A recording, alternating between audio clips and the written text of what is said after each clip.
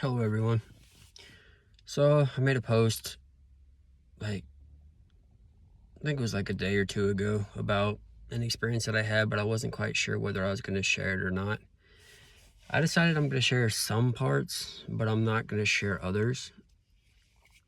And before I get started into this, like I said, guys, nothing I say, I'm saying absolute certain. These are my experiences that I am truly having. Whether you believe me or not, that's totally your decision.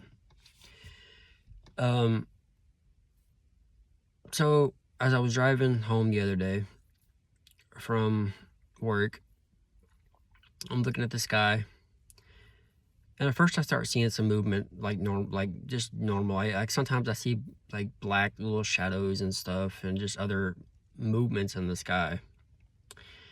And I thought nothing of it, just kind of a normal day. I've kind of gotten used to this stuff. But I'm driving, and it starts to get a little bit darker, and I start seeing, I don't know how to point it, but it's like a pointer almost. Like I had a light shooting from this direction, a light shooting from this direction, and then another two coming up like this. And in the middle here, it was over to this side. I was looking over in the sky, and I saw these light beams and this star. I was like, whoa, that looked cool. I knew the beams were like in the spirit, but I thought the star was real. It looked so real. It was just bright, and it was there, and something told me that was the Star of David.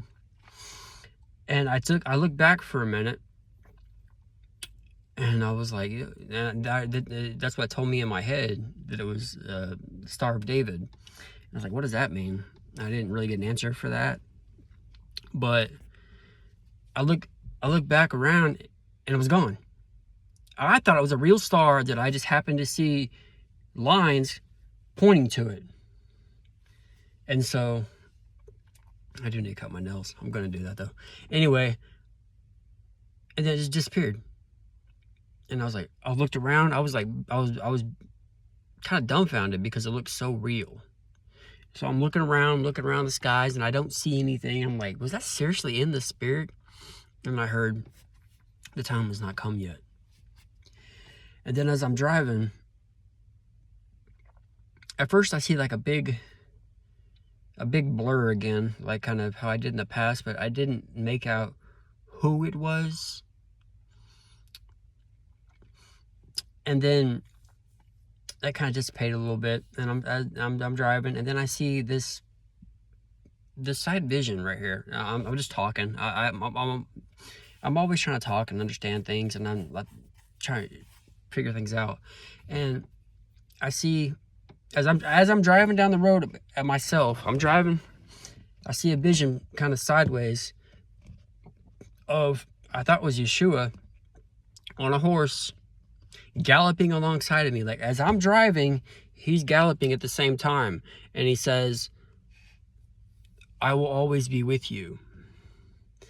And as I was thinking of Yeshua, he said, no, my name is Mithra. And I was like, and that's when I started studying. I was like, what? First I see Yeshua. I thought it was Yeshua in the robes, and then I see all this other stuff, and I'm like, but now he's telling me to call him Mithra. And I'm like, is it a deception? Is it not a deception? I don't know. And then I started reading the Avesta, and I started seeing these things, and I ran into all those other things, and I'm just like, what is going on here? And that's why I come up with my theories and what I think may be. I'm not saying it's absolute certain. I'm not, I can't say anything for certain. It's just thoughts that I have. Now, my question to you guys is, these are my true experiences as a seer, okay? If I'm being deceived to this degree, is your God really good? Does he really want to save everyone if he's willing to let deceptions like this be in the air? But I'm over here seeking for answers, trying to understand. It makes no sense to me, okay? When it says in the Bible that false prophets and things will arise, I figured that would be people doing it on their own. People claiming visions that didn't take place, claiming prophecy that didn't take place, claiming they're Jesus Christ when he, because a voice tells them to. Not when you're clearly seeing these things that just don't go away. day after day after day. To me, that seems like, if that is a deception, that is God allowing Satan to literally send you straight to hell. Like, to the point to where you can't fight against it, because you're seeing these things as a human that are they're mind-boggling to you, that you just don't understand. And you don't, it's like, oh, I could just shut it off and I could just ignore it. I could say, oh, go away, Satan. I could do this. But what's that going to solve? Nothing. When I'm seeing these bridges and these puzzle pieces that are just coming together over and over and over again. I told you guys war is going to start, and it looks like it's starting to heat up. I found it very interesting how it just happens to be the Zoroastrians are the ones that are trying to be saved from the Islamic regime. It's I'm just watching this stuff play out. I don't know what's going to happen. And I've been seeing a lot of stuff, doing a lot of studies lately, and I find it fascinating that out of all the information available, archaeology seems to care so much about history and how things work until it comes to books, and then you decide, nah, I can't do that, guys. I can't do that. If we have a Genesis, Adam and Eve story, for example, that's claims to be this old, but then you have one at least 1,000 years younger than that, I don't care if you have 5,000 copies of the same book. It doesn't matter if there's one that's 1,000 years younger. It means it came from somewhere. You can't deny that no more. And all the scripts we have of the Bible, like I said, I believe there's some truths in the Bible, but I also believe there's some corruption that's taken place. I also believe there's deliberate encodings that's been in there for people to find that they didn't realize. Some of the ways Jesus spoke. And out of all these different puzzle pieces I'm finding, and all these different words that Mithra is, I've come to the conclusion that I either have to adapt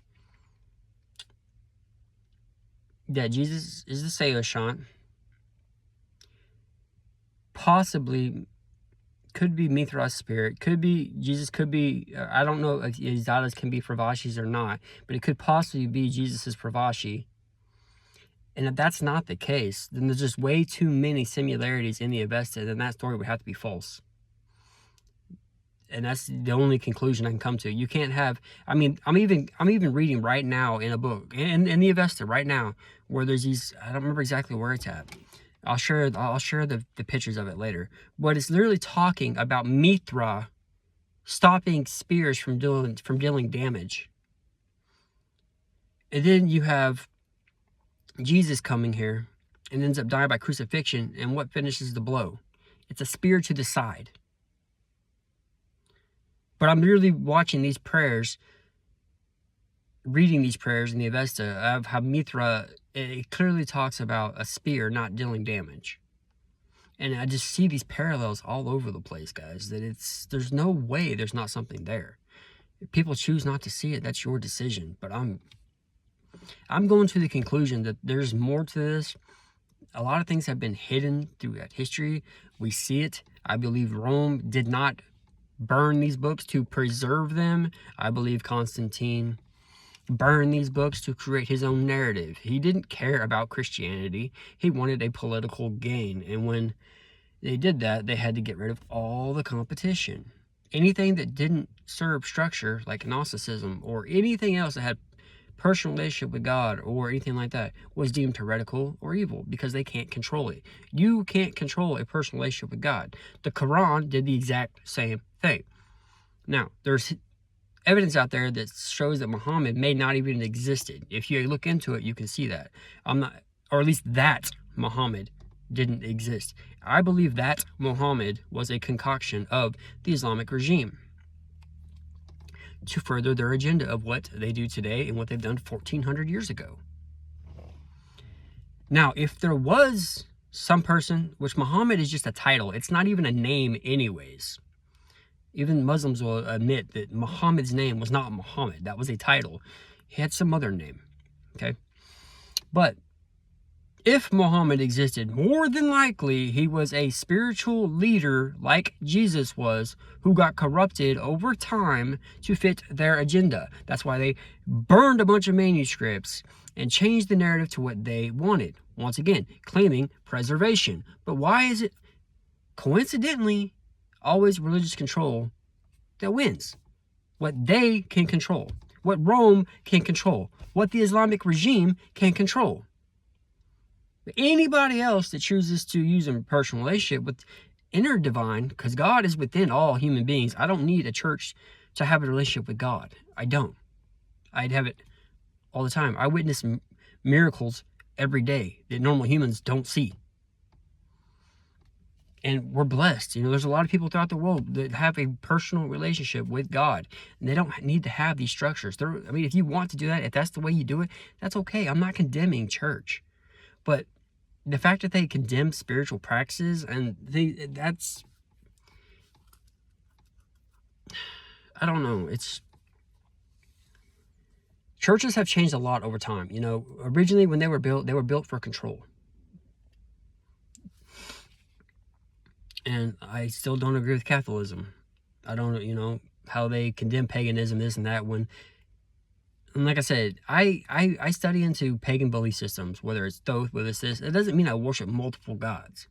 It means I see bridges of all the different things that's taking place. I've learned a lot from watching Thoth videos based on what I experience in my mind and what I see and experience that the Bible could not answer for me, okay? Because they tore it apart. They only wanted you to have the bait, like a lot of the spiritual books that they couldn't say, oh, we can't narrate this because this is an experience. Like, for example, the Book of Enoch.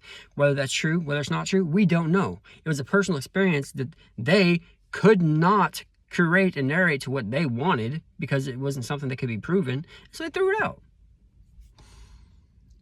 And the last thing I just can't get over the fact that Paul and Constantine both claim to have a vision of Jesus and then go against what he taught. Jesus never came here to start church. I don't even think he said I will build my church on this rock. Because what did he come here and actually say? He came here to attack the Pharisees.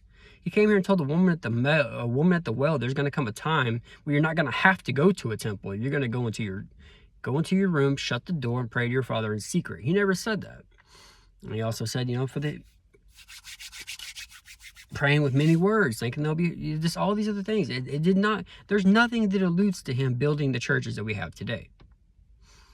So, if there was a true Paul, which there probably was true, then he was probably a mystic too, like Jesus was, a spiritual teacher. They got his teachings twisted. The word was logos, not word. A lot of these, you get different meaning. If you actually understand the actual original language and read these, you get a lot of different meanings.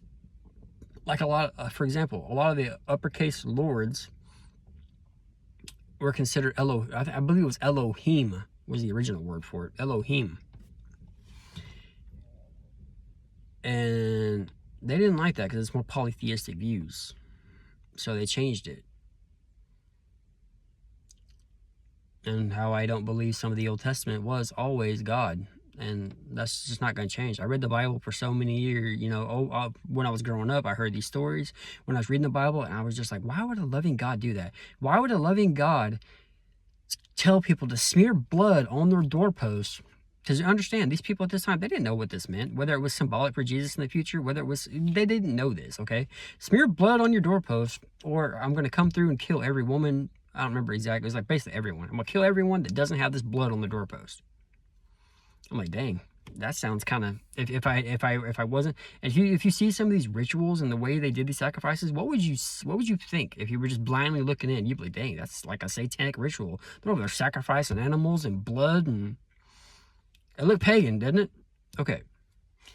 And then I can't get behind the Pharaoh thing, how he talks about not harming children, this and that, and then turns around and because of the arrogance of a Pharaoh, punishes everybody supposedly in Egypt, including killing the firstborn. A lot of people see that as a power move. I see that as arrogance. Personally, I don't even think that, if that truly happened, which I don't think it did, because a lot of these stories, they have parallels. If you look into it, there's a lot of parallels where these stories have carried over. It's kind of like what happens when you decide to go your own route type things. But if bad things did happen, I personally don't think God ordained it. You know, like we had the bubonic plague and all these other things. We don't say, oh, God came down and killed all the witches. What was it? What was it? It wasn't bubonic. It was like Salem witch trials, right? God came down and slayed all the witches. No, we say something terrible happened back then. Or the bubonic plague or things like that. You know, back then they were so spiritual. They were, like I said, they're way more spiritual than we are today. So they gave glory to God. If things happened that then okay, well, God did that. Do I think God slayed Sodom and Gomorrah? No, not necessarily. Probably a volcano or something erupted, blasted the whole town down, and then the devoted people that worship God, yeah, glory to God, killed the pagans, good job. That's probably what happened. Or these are just man-made fear. Like the Adam and Eve story, it's not the original one. And a lot of the other ancient tales, older than the Bible, the serpent is considered knowledge. Like it's the, you know, it's interesting how you're like, oh, the serpent whispers in your ear. Well, yeah, so does the Holy Spirit. And you have this God that creates beings, but yet wants to keep them in ignorance. And then when they start to try to obtain knowledge or start to understand things, it's like, oh, it seems to me like that is a spiritual awakening archetype. I'm being forced to nod my head right now. It is a spiritual awakening archetype for when you choose to. I don't know exactly. I had this thing of what I thought it was, but I can't exactly remember. But if there was like a rebel or whatever, and the people were sleeping, and Gnostic Jesus or held any of the truth, then it seems to me like these people were archonic or stuck in this archonic or this, whether you want to call it archonic program, whether you want to call it your own mind being programmed. A lot of people talk about this programming crap, whether you want to talk about archonic programming, whether you want to talk about like what other people talk about, like the Dolores, and there's some other people, how you have these assignments or things that are given to you. Based on what I experience and what I hear and things like that, it sounds more like subconscious programming, trying to lead you certain ways. And like, I'll be listening to some of it's intrusive. Some of it has like literally nothing to do with you. You'll be over there. You ever wonder why you're just driving down the road and all of a sudden you get this thought randomly out of nowhere that you have no reason at all to think about, but there it is. You're not thinking about it. Sometimes you have these thoughts you don't even know about, and it just pops up out of nowhere. Or you're driving down the road and you have this sudden intuition to turn. You don't know they're there. You turn and there's somebody right there. Okay, well, that would be more like God intuition, because I believe God is God consciousness. God controls the thoughts, the breath, all this. God's not up on some chair waiting to judge you, or at least not only that, but it was within. God is within. We can't live without God. And I don't know why a lot of people like to separate it, because we've been indoctrinated to believe that there's some guy up there on a chair waiting to judge us. And there may be a judgment, you know. Like I said, I hope everybody involved in the Epstein thing gets judged, because I've experienced things. I've experienced insane temptations just spontaneously to show me how strong these things can be. But through gnosis, through knowing, I say no. That's not me. It dissipates. Knowing is key. And I do believe that whether you want to, the Yeshua does help fight against sin. But that's because he's here in the consciousness, the ultimate consciousness, helping you fight these thoughts that try to help make decisions and things like that, you know. And that's just my thoughts for now, guys. Anybody has any questions, let me know.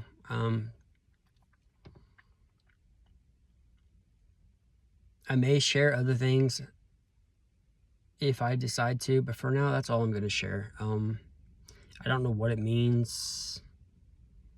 I don't know why I saw the star. I don't know why I saw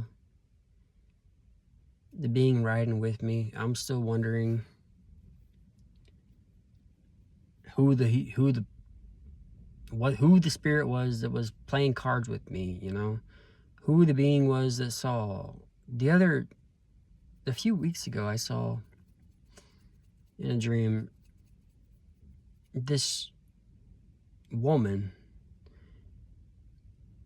looked like she was ancient from like way past then, and I don't remember, they never told me their name, but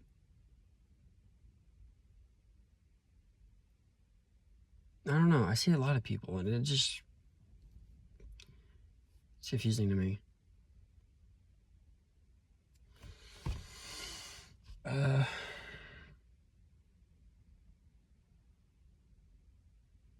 I just had a dream last night. This is more of a personal experience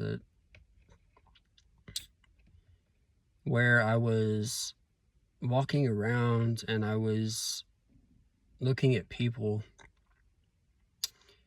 and not only was I able to look at them with spirit, in the spirit, and see the light that they give off, but I was able to see kind of like an auric color too. So like if they had like a blue or purple or whatever, then it would kind of change the light color a little bit. And I thought that was kind of cool. It kind of looked kind of prismy when I was looking around at different things in my dream. Anyways, I'm in it there. I don't want it to be too long. I wanted to just get on here and share that quick vision as well as some thoughts. And I'm going to keep studying, guys. If you don't like that,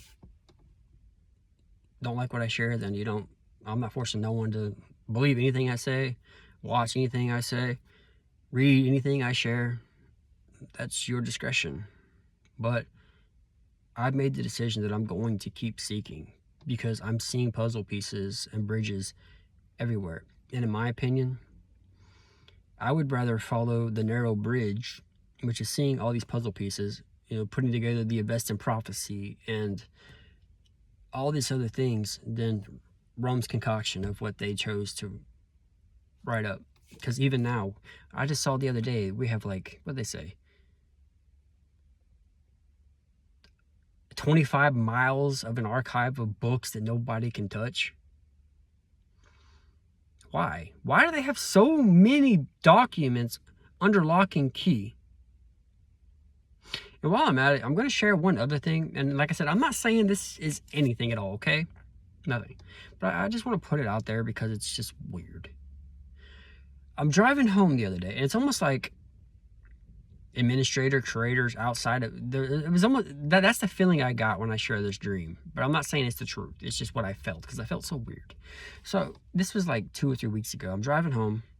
I'm looking up at the moon, just out of nowhere. And at first, I think I see like generally how they talk about the man in the moon, how you just like see this. No, a vision came through, and I saw like a 1960s, like it was at least 1960s, maybe a little bit earlier, younger man portrait vision in the moon. And I'm just staring at it. And it changes a few times, but usually it just stays there. And I'm like, what is that? Is that like a glitch in the Matrix? Is that like the administrator outside of the freaking system saying, hey, bro, here's an Easter egg? And I'm like, what is that? I'm not saying that's what it is. It was just a weird experience, okay, guys? I was just talking the other day. It's like, man, there's a lot of science out there. I think this is like maybe a simulation thing. It's like, you know, we have games and stuff getting so intelligent. We have AI and this and that. What would happen if 1,000, 2,000 years from now, graphics enhanced to the point to where they were so good that we